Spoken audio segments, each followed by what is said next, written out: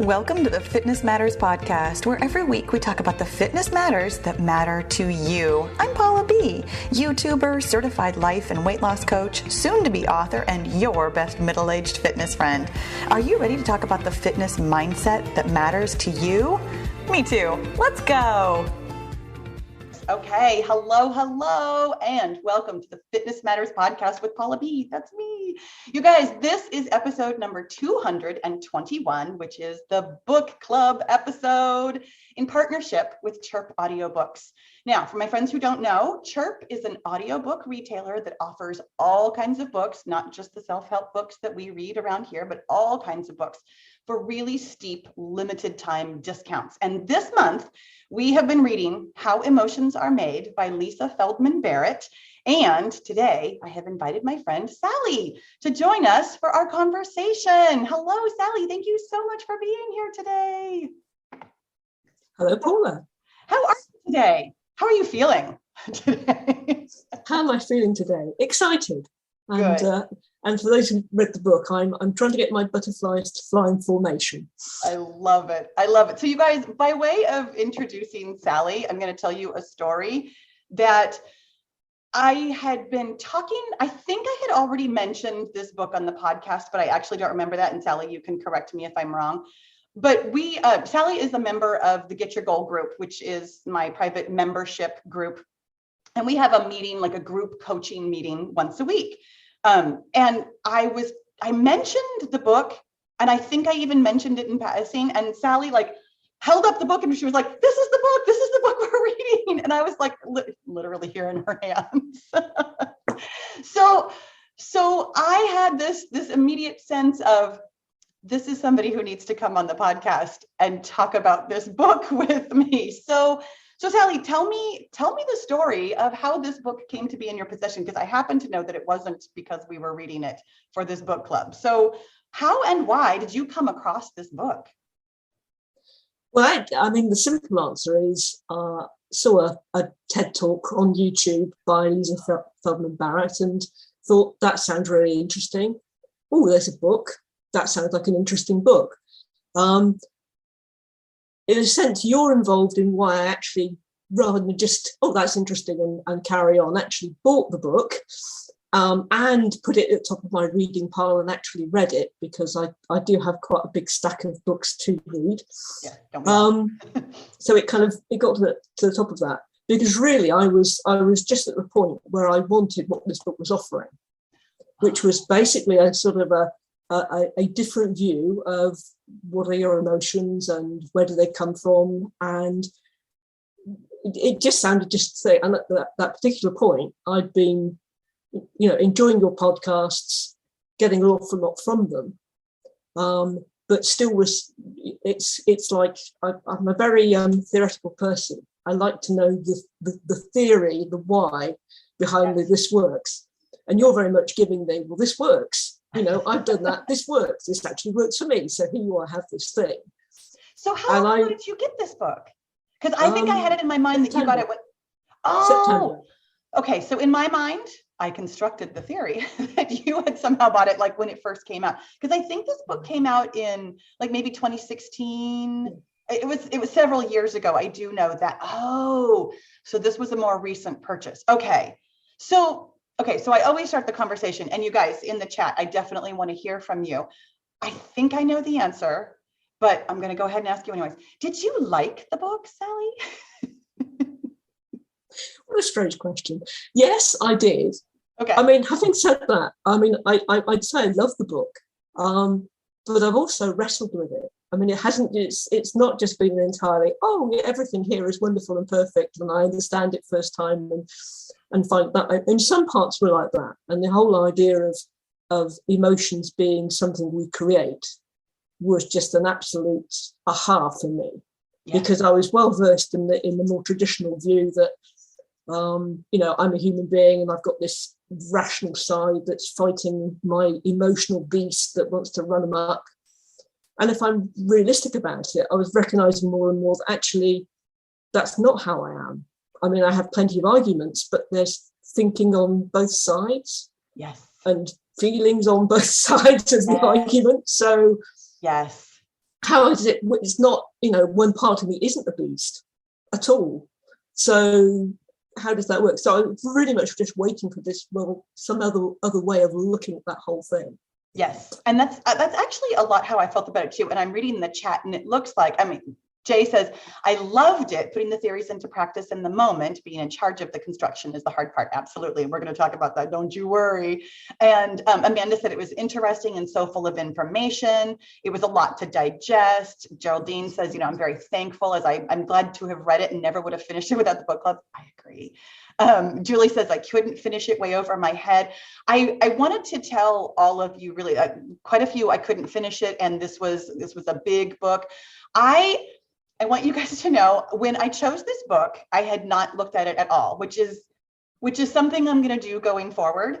I'm actually really enjoying being surprised by the book. The very first month when we read the Menopause Manifesto, I had already read the book and then I listened to the book and then I, gave it to all of you. So I was like really in that book.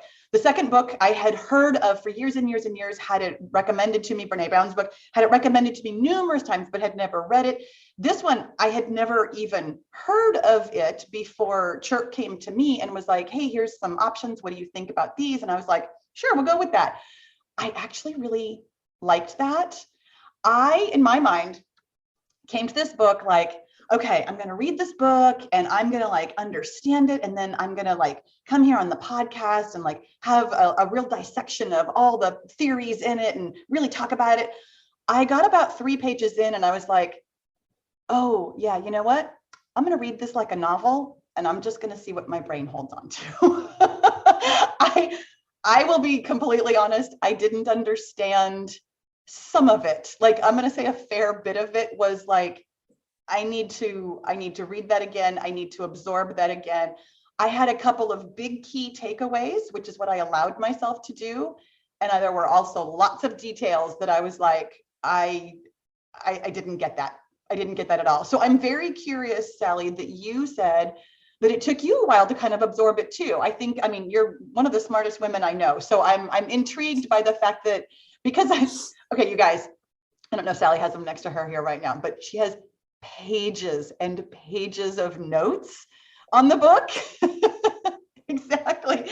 So I know how much she absorbed this and really took it in and really got the science of it and everything. And in fact, even said that loved listening to it and wouldn't have done so well with a physical copy. That's interesting because I actually think a physical copy could have been helpful because apparently there were lots of diagrams. Which of course we didn't get to see, in listening to an audio. There's one diagram I'd like to try and share here. If we get time, there's one diagram I would like you all to see. Okay, because so from your taking it in, because I know that you have both read the book and listened to the book. Did you make it all the way through the audio? No. Okay. No. At least part of the way. Okay. Because I am very curious about the difference between listening to it via audio or reading it on paper. And for the 3rd month in a row, I can see myself wanting both copies. I loved listening to it for a lot of reasons. And I can see how referencing it again, and this feels like a very reference it again kind of book. I can really see how referencing it again might be better done visually than whatever that word is, auditorially, I think is the word. And Lori says the narrator was okay, but a bit too acty. I find that so fascinating because that was actually going to be my next question to you. How did you feel about having the book narrated by somebody who wasn't the author? I'm very curious about that. What did you think, Sally? I have opinions, but I'm going to ask you first. Well, I've actually heard quite a few of Lisa Feldman Barrett's podcasts, so I kind of had her voice in my head. Oh, she has a podcast? Go ahead and tell us the name, because I didn't know she had a podcast. Not her own podcast, but she's been guesting all over the place. She's at her website. She's got a website, which I can't remember, but we can obviously get that. Yeah. And it's got a page of every podcast she's on, been on. Okay. And some are a subscription only, but quite a few are out there and you can listen to them. So, yeah. So was it jarring for you to have, like, to recognize her voice and then know that this wasn't her voice? Oh, thank you, Trisha. In the chat, it's lisafeldmanbarrett.com. Thank you, Trisha. Not wanting to offend my American friends, but to me, her accent was kind of similar. I mean, that's very, very broad. So because her accent was kind of similar, I could find it acceptable. I think if she'd been, but it wasn't. I think if I'd been listening, if listening was the first time I'd met the material, then yeah, absolutely, that the first 8 chapters would have just flowed past in a novel kind of way. And I think I might have enjoyed it, but I certainly wouldn't have got as much from it as I did from reading. Yeah. Yeah. Well, and I think that's why I allowed myself to truly just listen to it as a novel, because I can learn by listening. I'm very capable of that. And I can learn by reading. And so I can see how having both of those would be in my favor for this particular kind of material, though, because there was a couple times later in the book when she would reference something, from chapter 1, which she did numerous times in the late chapter. She's like, oh yeah, back in chapter 1 when we talked about it. I'm like, that was 3 weeks ago when I was listening. Like, I would love to just like flip back and be like, wait, what? But really specifically, the reason I ask about having somebody who is not the author read, there were so many personal stories in this book where she says, I and me and my daughter and all that. And every time, the narrator said it, I was like, but that's not you. That's not your daughter, Sophia. So for me, I found her voice to be quite lovely. Like, I really enjoyed it, very easy to listen to, but there was just that half a second of, but wait, that's not you. Every time she told a personal story, which I thought was really interesting. Amanda says that I watched a few of her TED Talks and the narrator did not change my perception of the content. Oh, that's really interesting. I would not have finished the book if I had been reading the actual book. I think, well, okay, you guys, I think part of, because there's quite a few didn't finish it or couldn't finish it, I do think some of that was truly our time constraint here. I mean, I just started talking about this a month ago. Having only a month to go through some pretty dense concepts and some, like, for some of us, this is like really brand new information. I have delved into this world before. There was a book that I meant to look up the author of so that I could recommend it to you. When you watch the replay, I'll have it in the show notes or the description box. I read a book a couple of years ago about a neuroscientist who was looking for a fingerprint for sociopathy, like for sociopaths. And so he was doing MRIs on all these brains and things like that. And so the first part of his book was all about how there is absolutely no such thing as a fingerprint for any kind of emotion. And so the first, 2 or 3 chapters of this book was really, really similar. Come to find out, I'm going to spoiler alert this for you because it really is the whole point of the book. But so this neuroscientist who was looking for an MRI, like fingerprint of sociopathy, turns out he's a sociopath.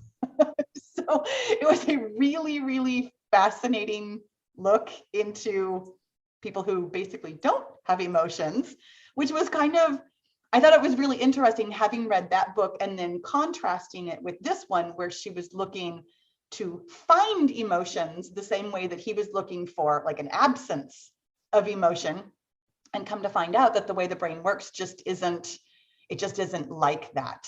So coming back to you and your experience with it, Sally, how many times have you read this book? I mean, at least partially through audio, but how many times have you read the physical copy? Twice. Okay. Twice. Okay. So did you? I went back and read it when I knew I was doing this. Okay. Well, so you took all those notes the very first time through? Yeah. Oh, so you did come to it like, here's how I'm going to learn from this. And then, okay, so then on subsequent reading, did you read it more like a novel? Like, this is just refreshing? Or do you ever let yourself read like that? It varied.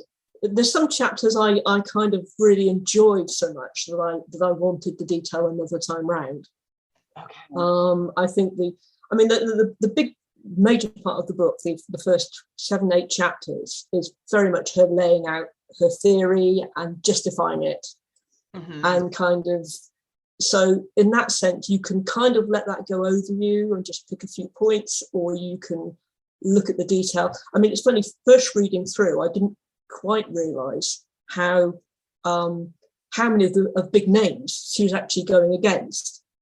and second reading, it was like, oh yeah, she kind of debunks Darwin, debunks Daniel Dewey. I mean, she goes for it, and I like that kind of courage. Yes. You know, I like that kind of, she's up front and she's going for it, and it's all there. I mean, for those who didn't carry on to the end, I'd almost say go back to chapter 9. Yes. And go from if you didn't make it to chapter 9, start from chapter 9 and listen to it forward. Yes. Because then what she's doing is she's taking the theory and she's applying it to real life in all kinds of controversial ways. So, you know, some of it's really, really speculative, and that's fine. It's just fun, because she's saying, look, if you start seeing humanity, you start seeing the world in this way, then these are all the things we ought to be looking at differently, from legal systems to health, and to a small amount of self-help. You know, what can we do for ourselves? So yeah, if you didn't make it all the way through the technical argument, if you like, then read the, you know, go back and have a go at the rest. Yeah, and that's almost exactly the advice that I was going to offer as well, because easily the first half of the book really was very like sciencey, and the theory, and it was very dense. And then the second half, which was probably only the final third, was like, oh my gosh, this is how it affects me every day. Oh my gosh, this is how it affects me every day. Oh my, like it was mind blowing, truly, in a lot of ways, because, and I understand why she had to do that, like why she had to lay out, here's what we have thought for, you know, hundreds of years, and here's why this is so different. And I'm actually really curious, you know, come answer it in the chat. Had you ever thought about emotions this specific way before? I know that it's something akin to what I talk about how you are the creator of your own emotions by, you know, you create them through thought. But I'm curious if the science therefore also made sense, or if this whole thinking of, wait a second, what do you mean emotions aren't like the same for everybody? Like, of course, death is sad. Of course, you know, war is terrible, and all those kinds of things. Like, was this a novel experience to even think about emotions like this? I feel like those of you who listen to the podcast and maybe are kind of familiar with the things I talk about might have at least laid the groundwork for it. But I am really curious if it felt like brand new information. And so therefore, Sally, I'm curious for you, how long had you, I'm going to say known that your emotions are an inside job, as opposed to, you know, so-and-so made me mad, or, you know, this hurt my feelings. Like when did that realization come to you? Ooh, tricky one. Well, I mean, you don't have to give me an exact date, but no, I mean, was it as an inside job? I mean, that was more clearer from listening to your podcasts. I think I would say that laid those seeds. I mean, I'd certainly, you know, read a fair amount of self-helpy life coaching things over many years, and always ran aground on the emotional side, because I was not getting it in the way that they simply portray it. And it was really the mindset work which you were putting out in your podcast, which was suddenly making a lot more sense to me. And then, of course, you get involved with you and you find that you're saying, well, feel your feelings as well. Yeah. Which was like, oh, okay. We'll find a book about that. We will, I promise. Like, well, this does include it. I mean, for me, because, you know, as you know, the feeling my feelings part of the work has been far tougher part for me than finding my thoughts has been. For so many of us. I mean, thinking comes much easier to me too. It really does. And hearing the thoughts comes much easier to me. It really does. And it, although I was prepared to accept you as your word in terms of, feel your feelings, it's good for you. It kind of helped that this book actually does say there's neuroscience behind that. Mm-hmm. Because there's always a part of me that thinks, well, okay, feel my feelings. Why do I want to do that? Why do I want to do that?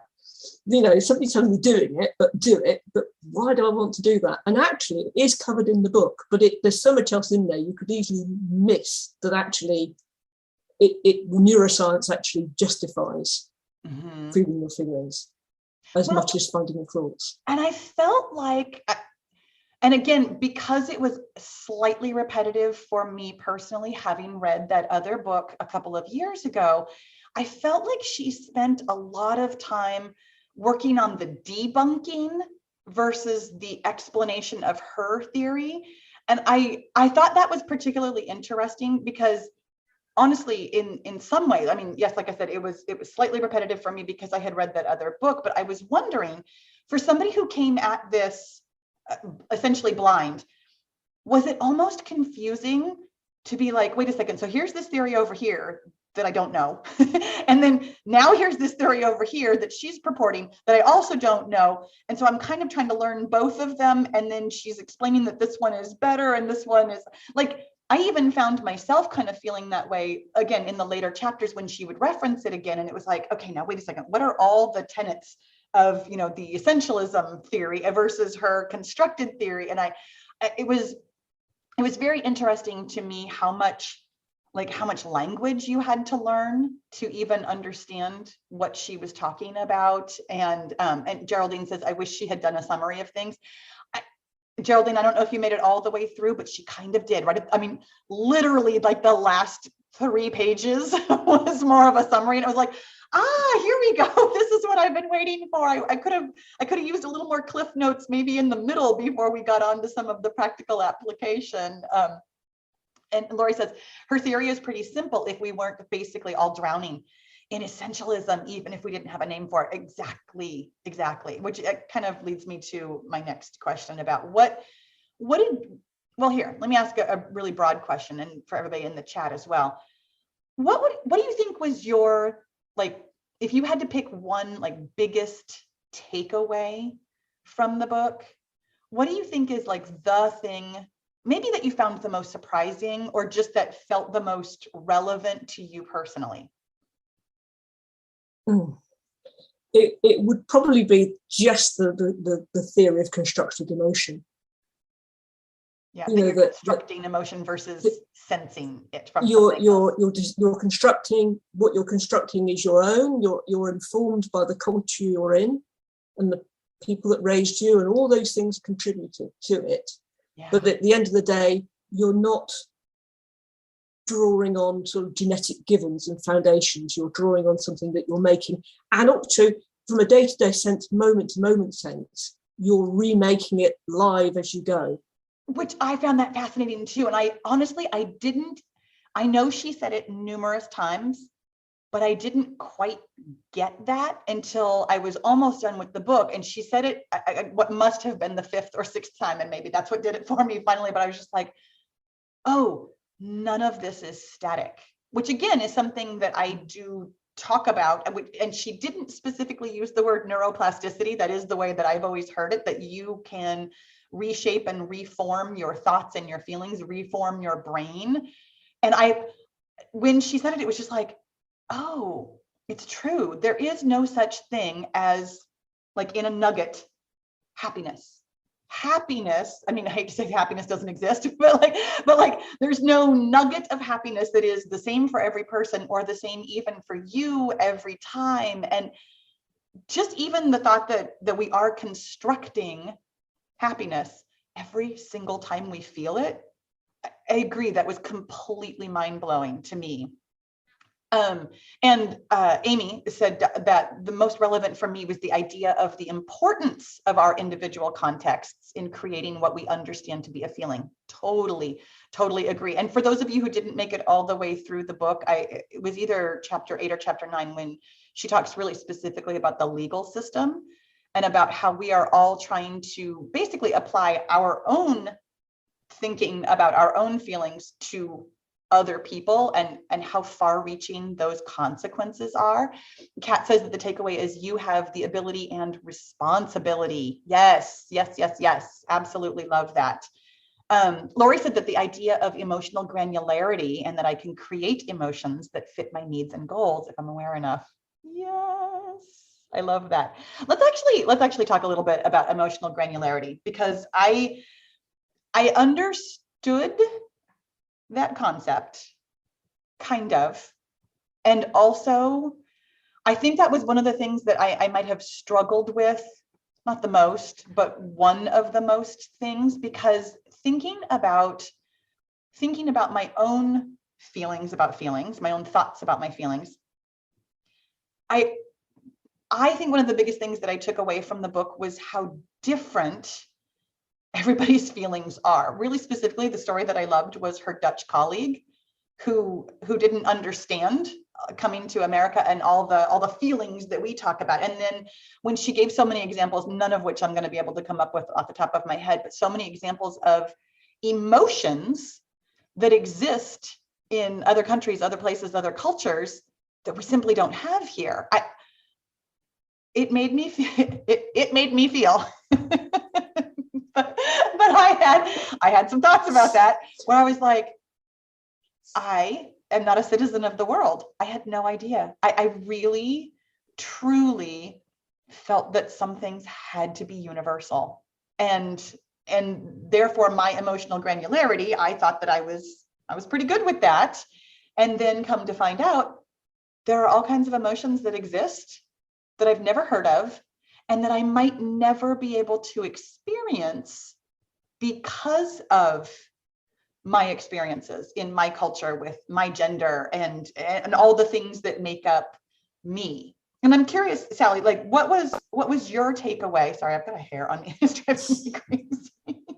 But I'm curious what your experience was with that. Like, were you aware of, I'm going to say, a lack of standardization of feelings, or was that kind of surprising for you too? It was kind of a relief. Oh, I love that. Because assuming that, the traditional model that there's all these standard things that we all have, and yet in comparison, real life experience says, well, actually, no, sometimes, I'm sure people are doing or experiencing something which I don't have words for. Or so in a sense, to have it like, no, it's not universal, but actually, there are these missing bits and pieces, because it went along with the idea that you can make up your own words for emotions. Yeah. She mentioned an author, and I can't remember the name of the author, but who actually throughout their descriptive writing does this kind of word construction. Oh, I don't remember who the author was either. Yeah.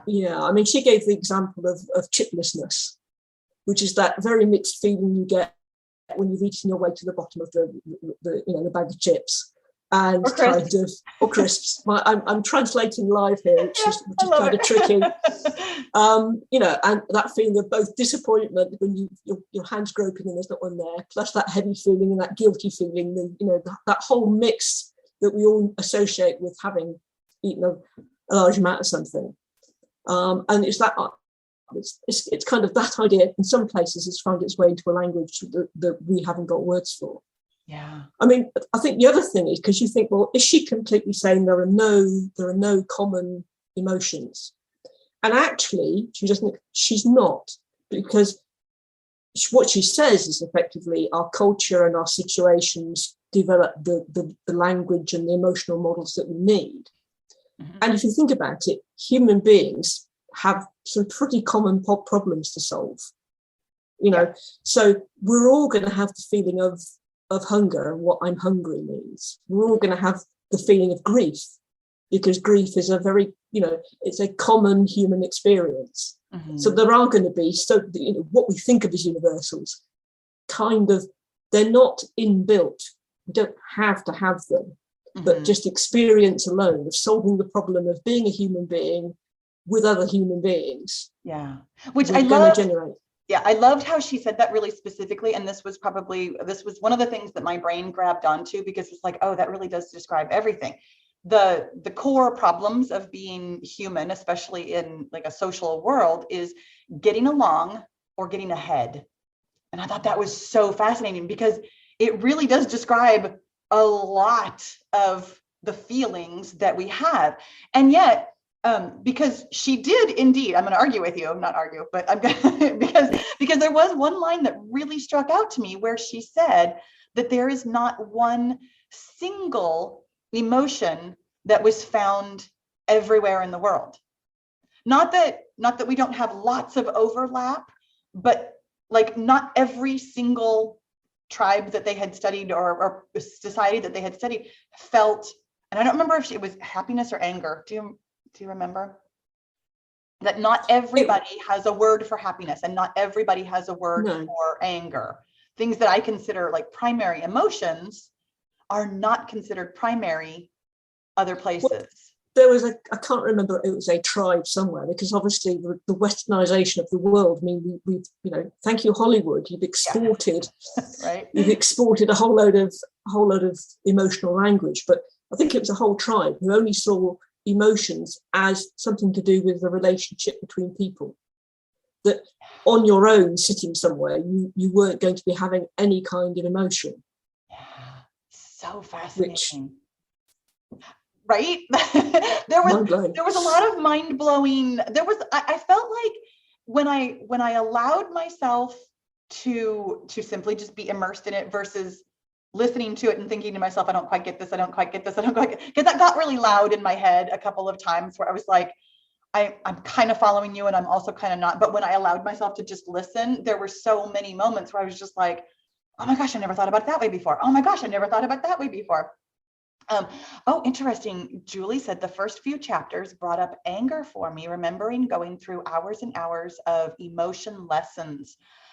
Oh, with my ASD son, the little pics of this face means sad. This shape of mouth in an O and raised eyes means surprised. I kind of had a moment of maybe my son has always sensed emotions on a different level. So this is super fascinating, Julie, to think. I mean, if I'm going to here, let me just tell you a little something about what I'm getting out of your message here.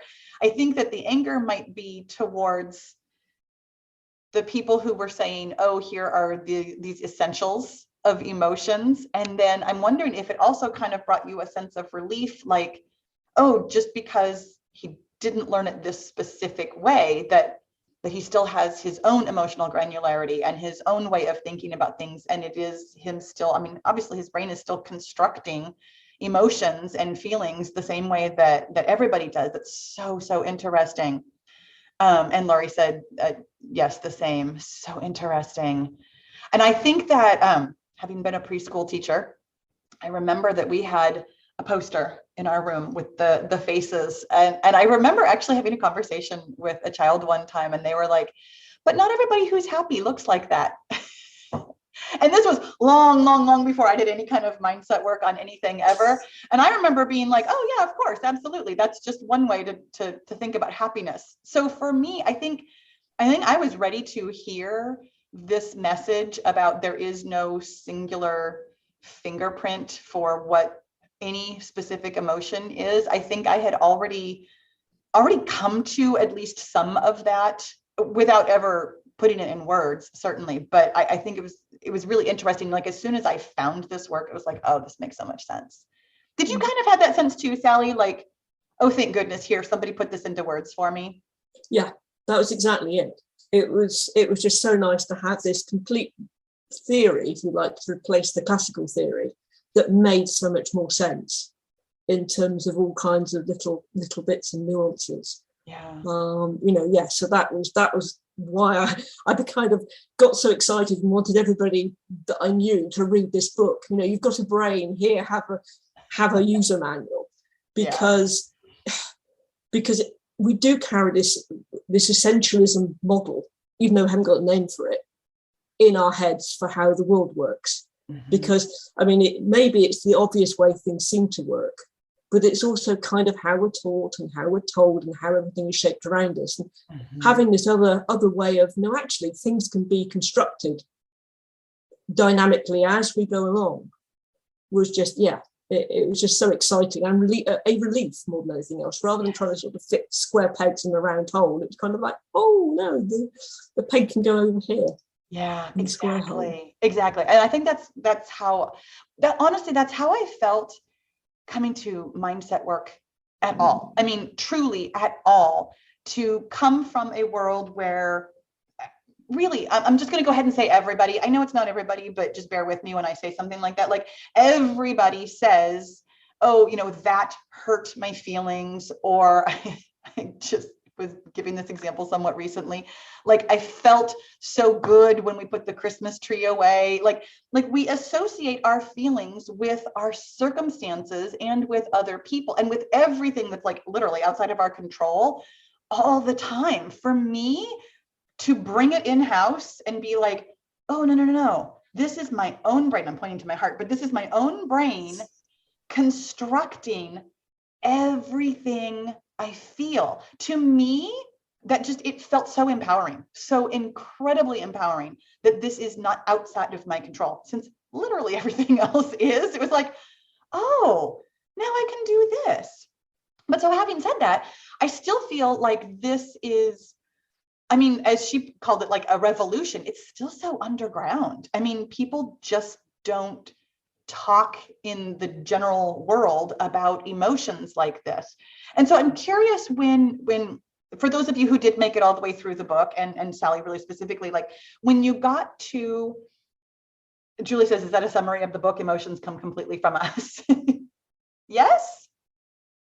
She has some theories that I found slightly more difficult to wrap my brain around. And I really wanted more science, weirdly, even though that was not my thinking in the first half of the book, but I really did want more science as far as how we affect each other's, as she puts it, the body budget, meaning also your emotions, how we as a group have influence on one another. And I really wanted more explanation of that, but it was outside the scope of what she was really specifically talking about.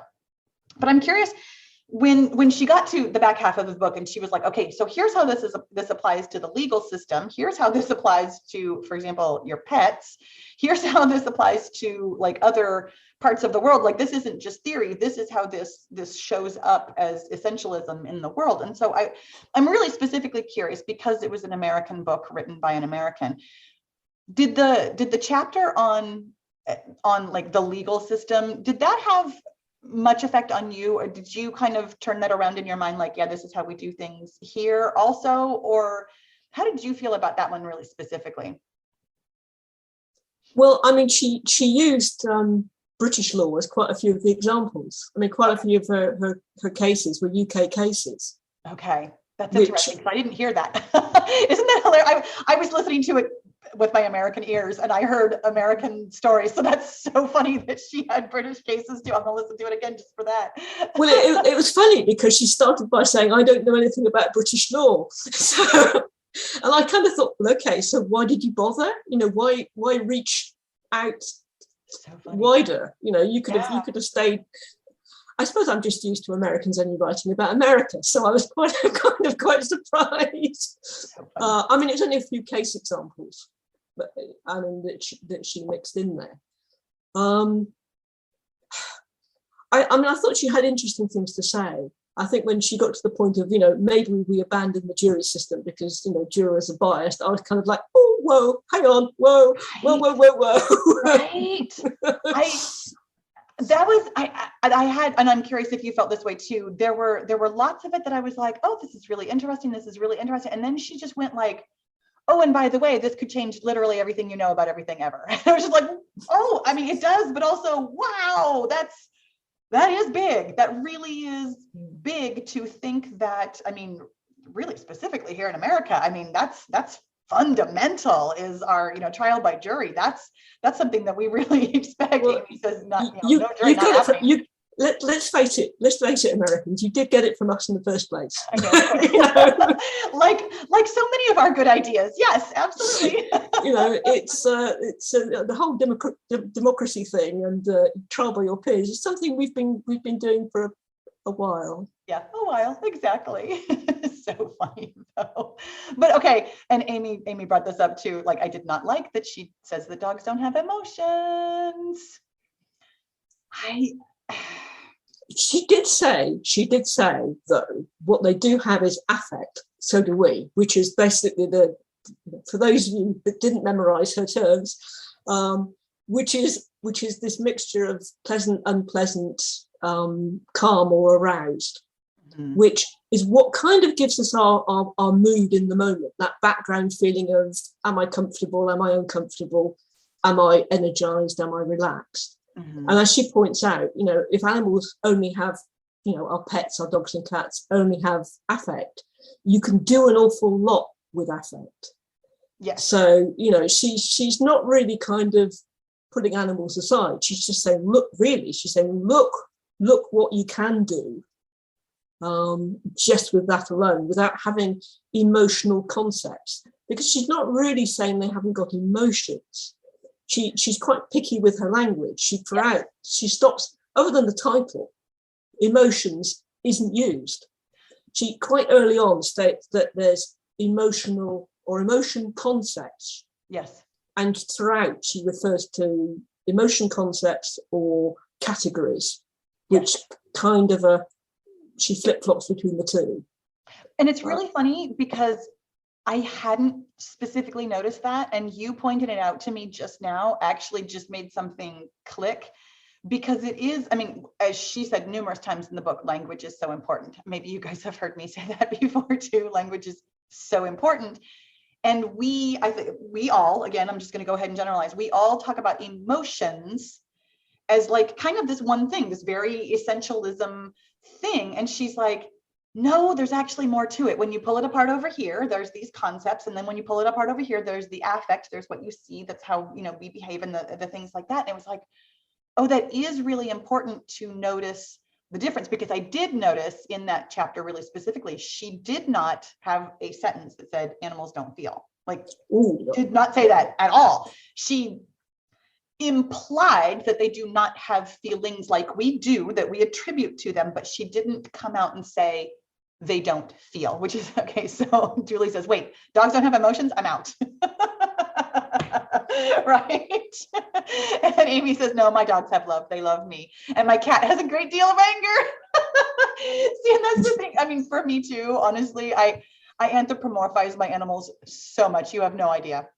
My animals have big personalities and they talk all the time, and it's based on just how they're behaving, which is truly, here, let's bring this back around. This is what we do with people.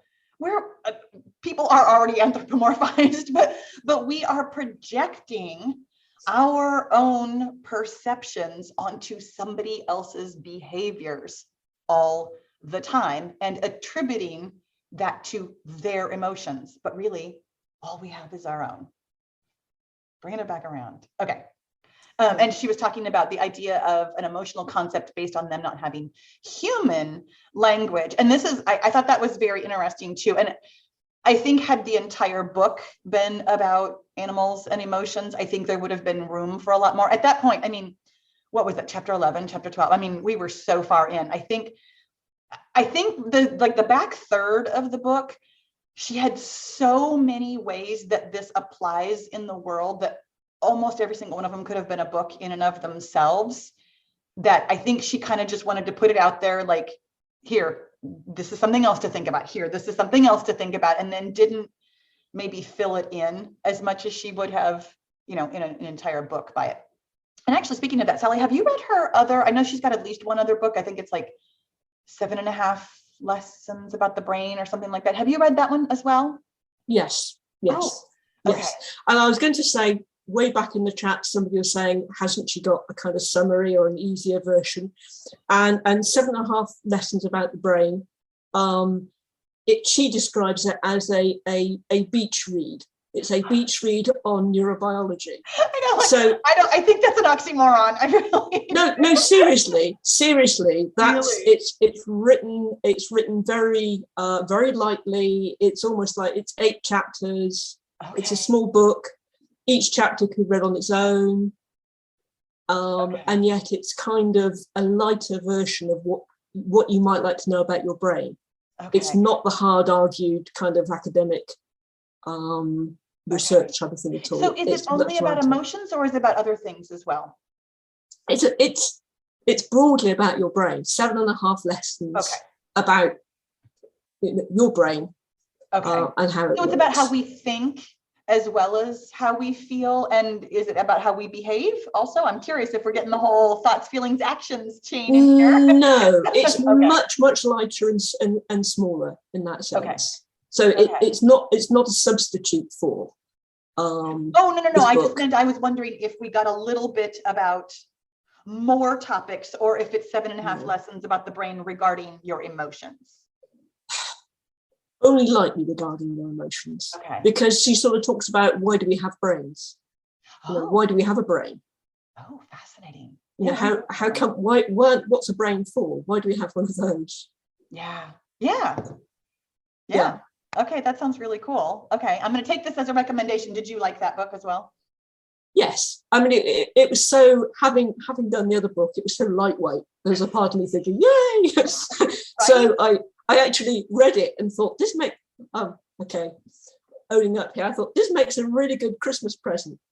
And I had a last minute present to do, so I actually gave it away.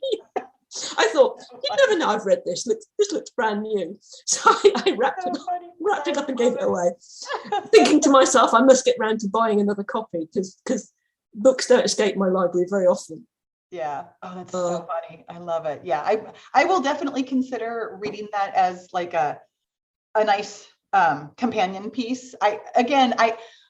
My overall takeaway was that I really enjoyed this book. I felt like it corroborated a lot of what I talk about. There were at least 2 or 3 times where it was not the book's fault. It was thoughts that I was having about the book, about what I was reading, where I was like, oh my God, everything I've ever said is wrong. I absolutely felt like some of the things that she talked about were really specifically, I have absolutely 100%, I will own up to this. I have absolutely talked about the prefrontal cortex and the back of your brain, the lizard brain. I have talked about that.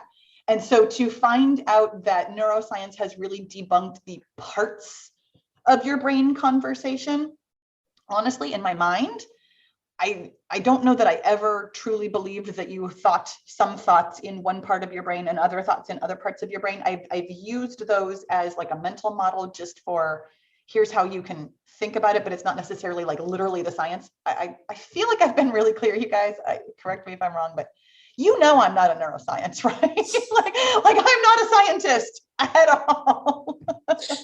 But the point that she makes is that a lot of scientists are still working on the old, triune brain model. Yes. And a whole lot of her colleagues are still racing around trying to find the bit of the brain that does, the circuit that does such and such a thing. So, I mean, that's why it's part of the book was really actually that controversial, because there will be plenty of her colleagues out there kind of going, no, Again, like how I felt, and I'm not her colleague, but I felt that same way, like, oh, that means that some of the things that I have talked about are possibly, I mean, again, this was a theory, but really possibly incorrect. And I really, again, for those of you who didn't make it all the way through the book, just so you know, I literally finished the book last night, like 5 minutes before I went to bed. I was not scrambling, because there have been books that I have read on like 1.1 or 1.2 or possibly even 1.5 speed. I listen to most podcasts on 1.5 speed. This one I absolutely had to read or listen to at normal speed, because there was so much to take in.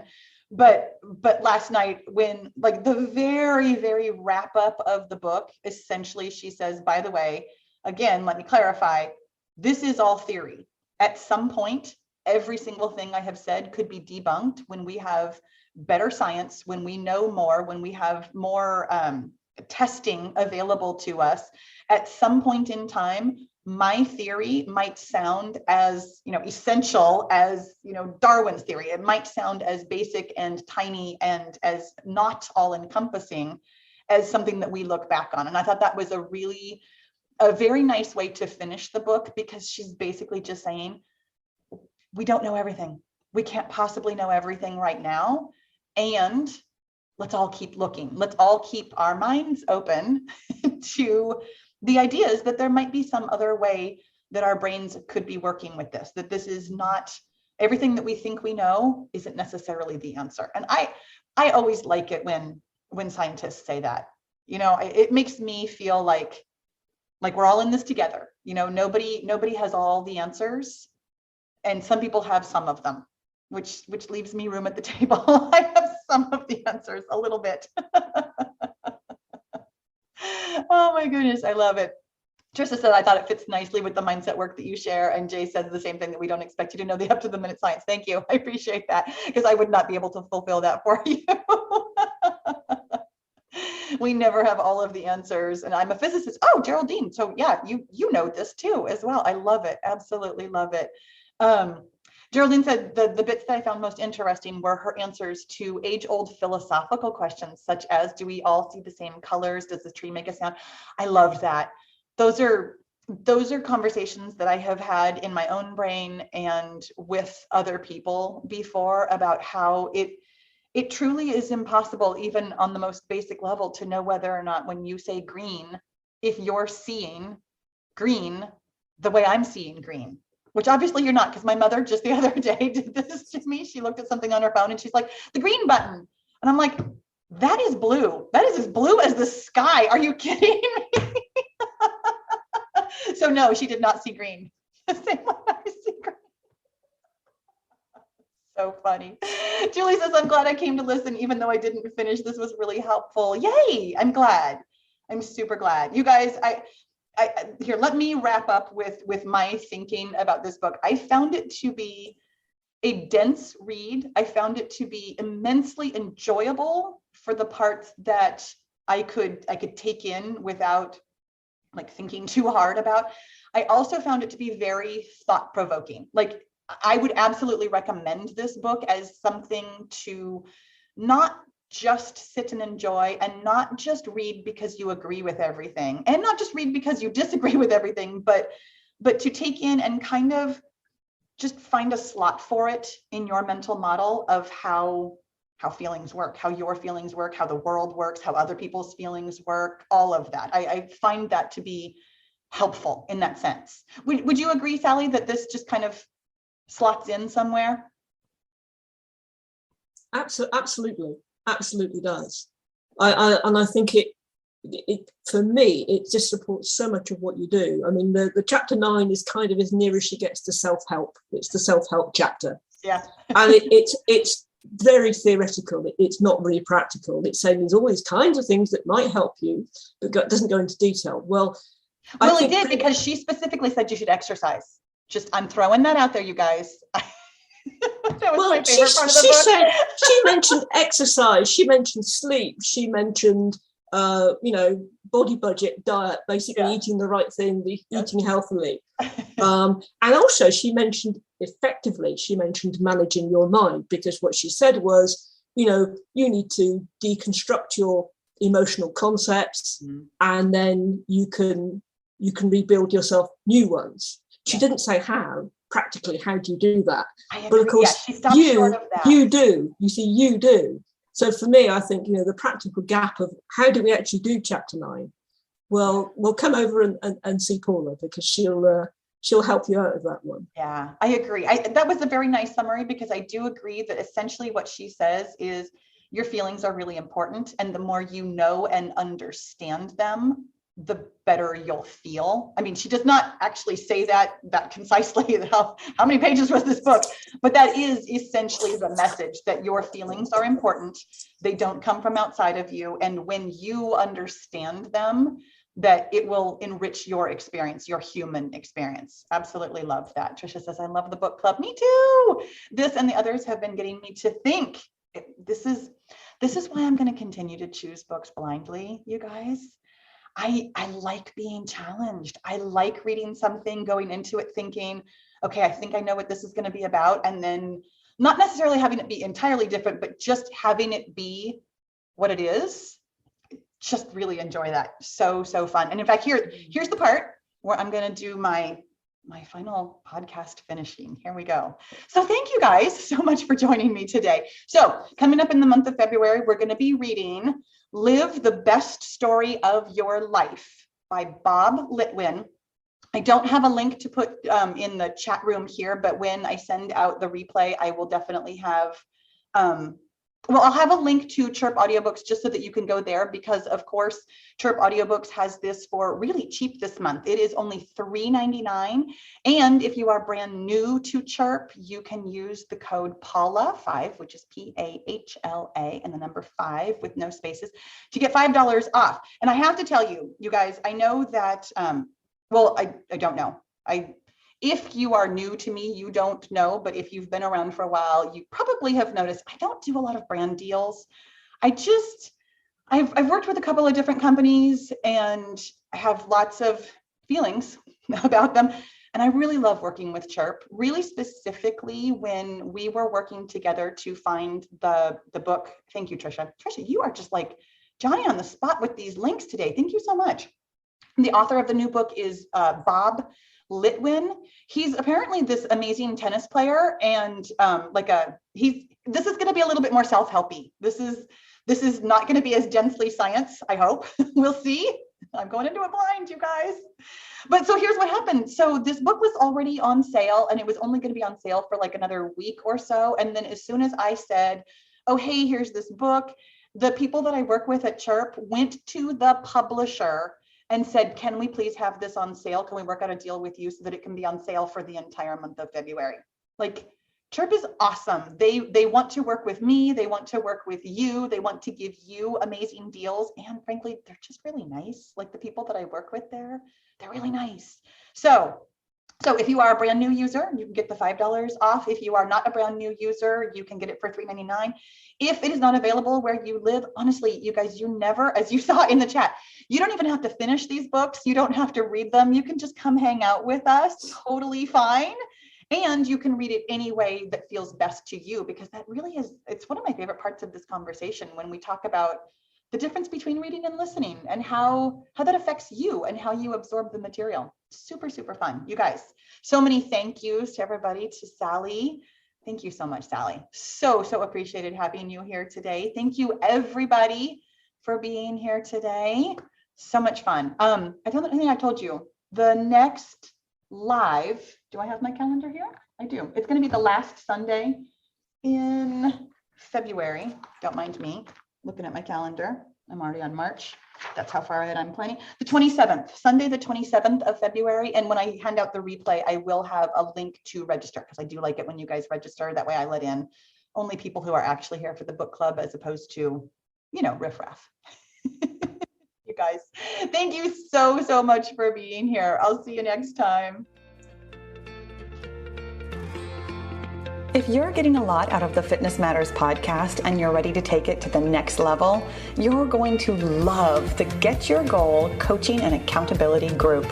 We take all the theory and knowledge here on the podcast and actually apply it in real life on your real weight loss and fitness goals. It's hands-on, it's fun, and it works. Find out more at pahlabfitness.com/get-your-goal. And let's get your goal.